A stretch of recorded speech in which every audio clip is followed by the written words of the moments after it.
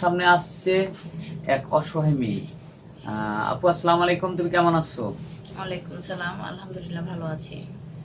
আপু তোমার নামটা কি? আমার নাম সোনিয়া। সোনিয়া। তোমার পরিবারে কে কে আছে? কেউ নাই, নানি আছে।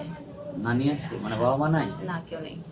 তোমার বাবা মা, তোমার বয়স কত বয়সে তোমার বাবা মা মারা যায়? আমি অনেক ছোট থাকতে। ছোট? ছোট বলতে তুমি কথা কওয়া শেখো না এরকম? না না, কথা কওয়া শেখো নাই? না।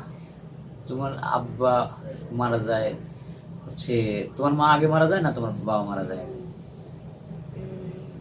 এটা আসলে সঠিক আমি জানি না, এটা তোমার মনেই তো নাই, কিভাবে বলতে পারো, তাই না? আচ্ছা, খুবই কষ্টের বিষয় যে তোমার বুদ্ধি হয়নি সেই সময়, তুমি তোমার বাবা মাকে হারাইছো, তাই না? তো তারপরেই থেকেই তুমি তোমার নানির বাড়িতে থাকো? হ্যাঁ। আচ্ছা, পড়াশোনা কত করছো? এসেছি। এসএসসি। কলেজে ভর্তি হয়েছিল না? কলেজে ভর্তি হয়েছিল। হয়েছিল না?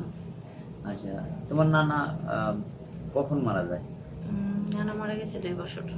2 বছর হলো, মানে তুমি পড়াশোনা করা অবস্থায় হ্যাঁ। মারা গেছে। তো নানা মারা যাওয়ার পর আর পড়াশোনা করতে পারো না। তো যাই হোক, আমি প্রশ্ন না করি, কারণ তোমার জীবনের গল্পটাই, মানে তোমার কষ্টের বা তোমার কষ্টের কথাগুলি তুমি দর্শক বাইরের কাছে একটু বলো। কি আর বলবো, আপনারা তো সবাই শুনলেনই যে আমার বাবা মা নাই, নানির কাছে বড় হয়েছি, পড়াশোনা বন্ধ এখন।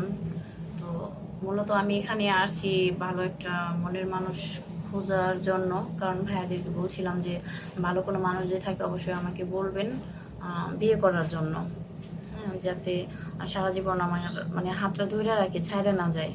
কারণ যেহেতু আমার কেউ নাই, অবশ্যই আমি ভালো কাউকে চাই। একটু বয়স বেশি হলে সমস্যা নাই, কারণ বয়স তো আসলে সব কিছু না, মানুষের মন মানসিকতা ব্যবহার হচ্ছে সব কিছু।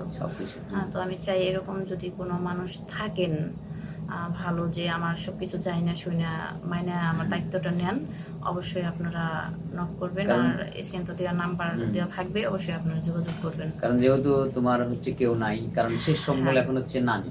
নানি চলে যাওয়ার পরে তো মানে তোমার ভবিষ্যতে কাউকে না কাউকে লাগবে। এর জন্যই মানে তুমি আসছো আমাদের ক্যামেরার সামনে। আচ্ছা, তোমাদের এলাকায় তো তুমি তো দেখতে বেশ সুন্দর, তো এমন কেউ হয়তো তোমাকে প্রপোজ করে নাই, বা গ্রামে আত্মীয় স্বজনের মধ্যে তোমাকে বিয়ে করে না? প্রপোজ করার মতো কিন্তু মানুষের অভাব নাই, বাট মানুষ তো অনেকই আছে। হ্যাঁ, তবে সব মানুষ তো আর আমার প্রয়োজন নাই। আমি চাই ভালো মনের মানুষ যে আমার দায়িত্ব নিবে। ভালো অনেকেই তো বলে যে হ্যাঁ তোমার ভালোবাসি, তোমার ভালো লাগে, পছন্দ হয়, কিন্তু দায়িত্ব কিন্তু সবাই নিতে পারে না। তো আমি চাই একজন দায়িত্বশীল মানুষ যে আমার দায়িত্ব নেবে। আচ্ছা, এমনি তোমার বিয়েটি আসে না, তোমার নানির কাছে কেউ বিয়েটি নিয়ে আসে না? আসে, মানে এক একজনের এক এক রকম চাহিদা থাকে, তো চাহিদাটা তো আসলে পূরণ করা সম্ভব না, যেহেতু আমার নাই। হ্যাঁ, তো আমি চাহিদাটা পূরণ করবো কিভাবে? টাকা পয়সা দিবে কিভাবে, কারণ বাবা নাই, তারপরে তো নানাও সবাই ছিল, সেও তো চলে গেছে। চাই না শুনে যদি কেউ আমার দায়িত্ব নিতে চান, অবশ্যই আপনারা নক করবেন, স্ক্রিনে দেওয়া নাম্বারে যোগাযোগ করবেন, তাহলে অবশ্যই আমাকে পাবেন। আর আমার পার্সোনাল কোনো ফোন নাই, তো ভাইয়াদের এই নাম্বারে যোগাযোগ করলে অবশ্যই ভাইয়ারা আমার ব্যবস্থা করে দিব। মানে আমার তো আসলে ওনারা তো আমার বাড়ি চিনে, অবশ্যই ওনারা আমার সাথে যোগাযোগ করে দিব। ধন্যবাদ। সুপ্রিয় দর্শক, আমরা আর স্কিপ বাড়াবো না, তার জীবনের গল্প তো শুনলেন। এখন জেনে শুনে যদি কেউ এই মেয়েটাকে চান, তাহলে আমাদের সাথে যোগাযোগ করবেন। স্ক্রিনে আমাদের নম্বর দেওয়া থাকবে, কেউ অযথা ভিডিও কল দিবেন না। আর ভালো থাকবেন, সুস্থ থাকবেন, সবারই মঙ্গল কামনা করি।